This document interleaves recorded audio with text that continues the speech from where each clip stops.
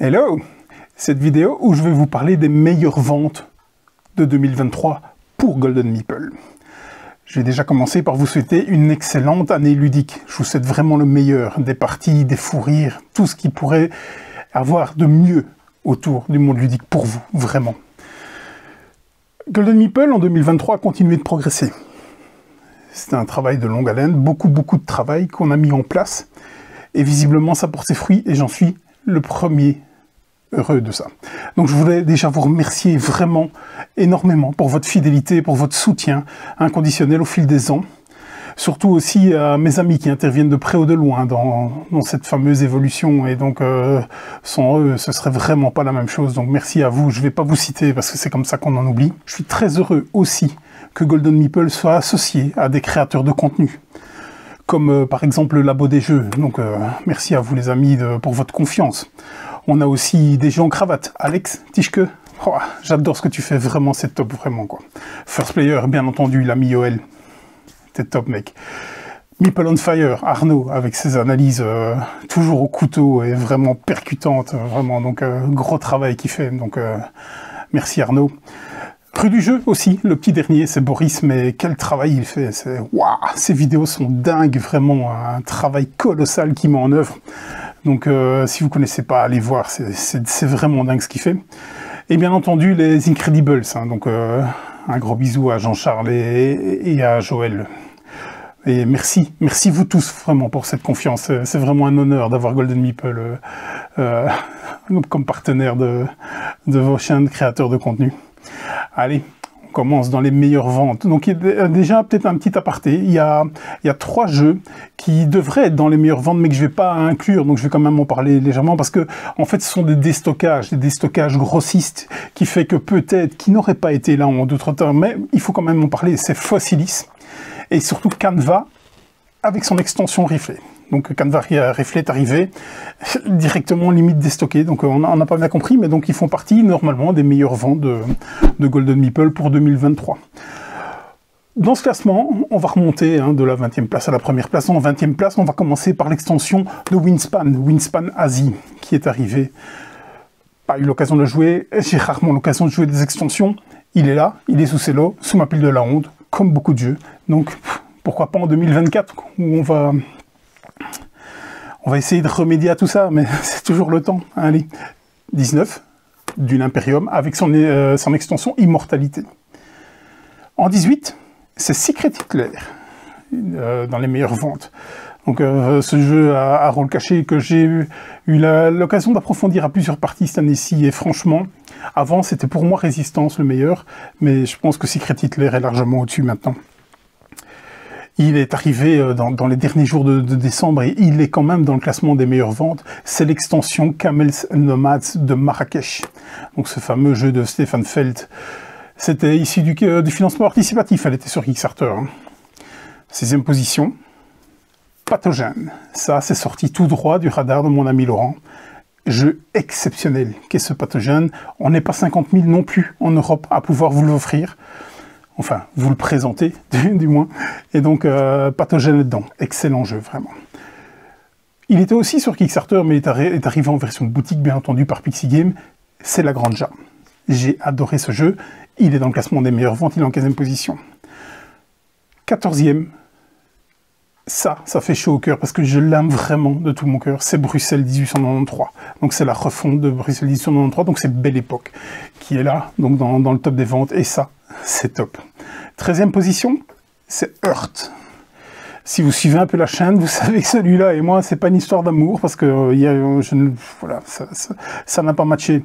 Mais je comprends largement son succès. Vraiment, c'est quelque chose qui va bien à jouer. Ça roule tout seul, ce genre de jeu. Ça mobilise tout le monde en même temps, donc oui, normal. 12e position, c'est les extensions de Terraforming Mars Ares. Donc on avait créé un bundle pour l'occasion, donc on avait tout mis ensemble. Et donc c'est ce bundle-là, donc de toutes les extensions de Terraforming Mars, qui est en 12e position. En 11e position, ça c'est un chouchou à moi, c'est Cat in the Box.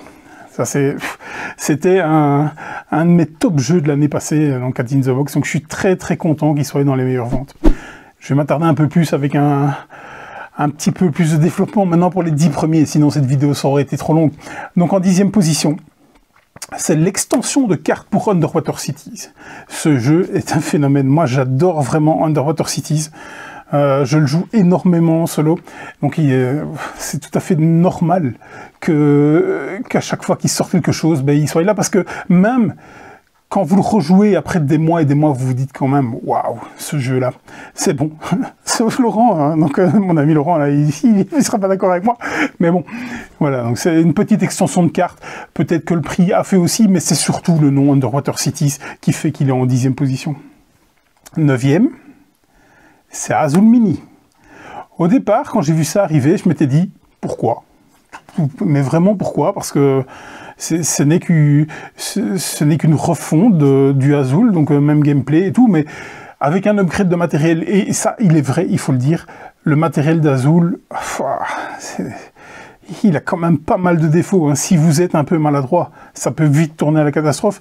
Et donc Azul Mini, ben, au final, c'est bien vu, parce que ben, le format s'y prête, c'est nettement plus simple de mettre ça dans vos valises quand vous partez en vacances. Et tout, et aussi, ben, vous avez un upgrade de matériel hein, qui rend quand même l'expérience nettement plus satisfaisante, enfin encore plus satisfaisante du coup. En 8e position, c'est aussi une extension, c'est l'extension plateau d'Ark Nova. Le plateau 9 et le plateau 10 pour ce jeu phénomène qui est Ark Nova.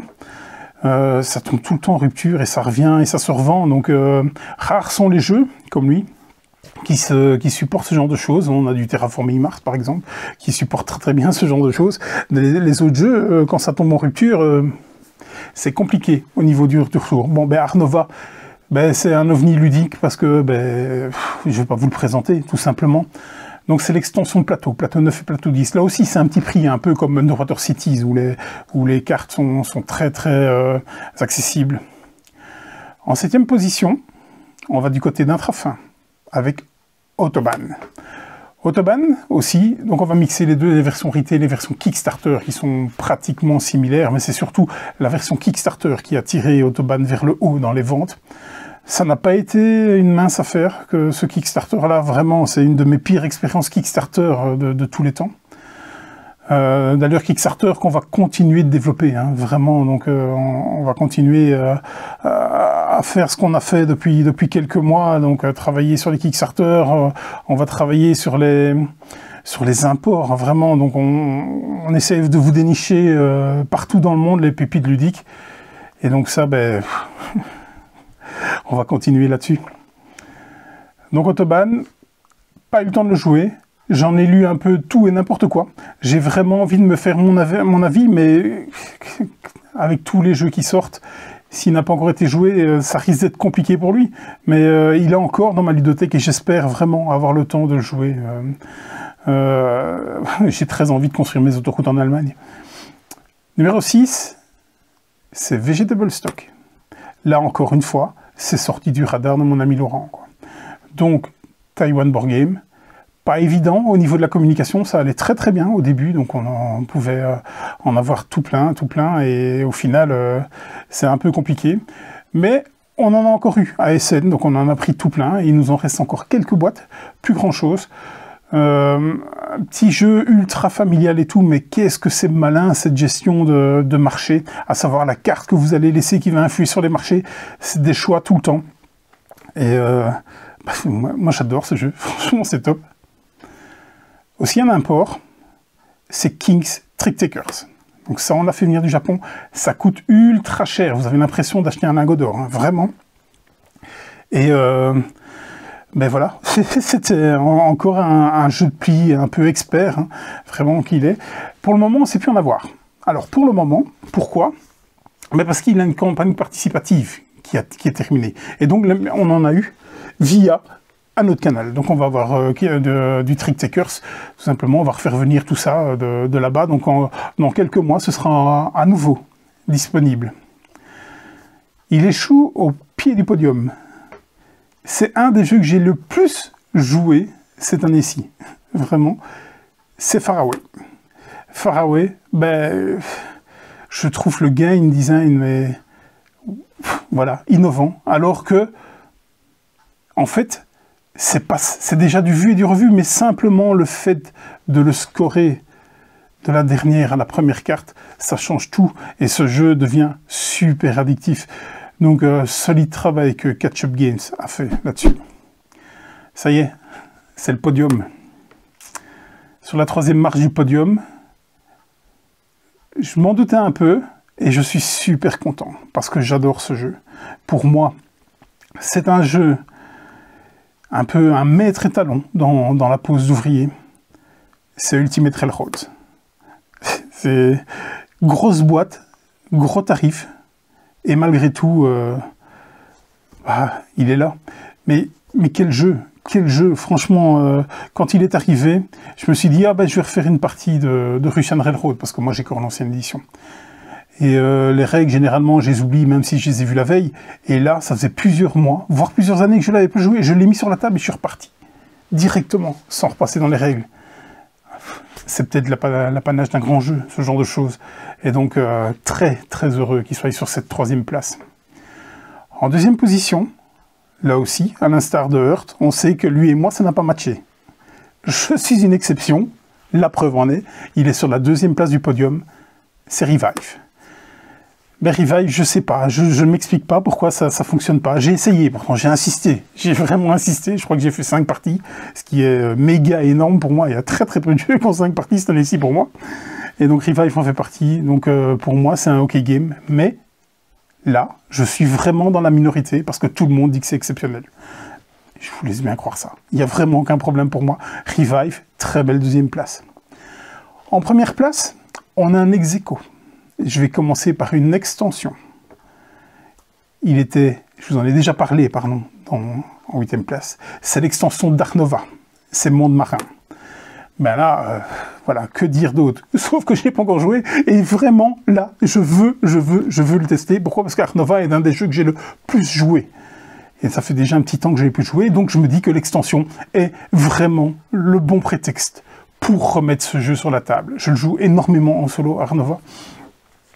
Monde Marin, très très envie. Meeple on Fire avait fait une vidéo là-dessus et il m'avait hypé de fou, vraiment, beau travail qu'il avait fait là. Donc c'est les Mondes Marins d'Art Nova. Et donc la première position est partagée avec l'extension d'Art Nova.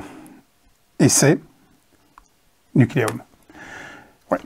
Bon, je ne vais pas vous présenter Nucleum. Cette année-ci, il a fait énormément parler de lui. À juste titre, j'ai beaucoup aimé ce jeu.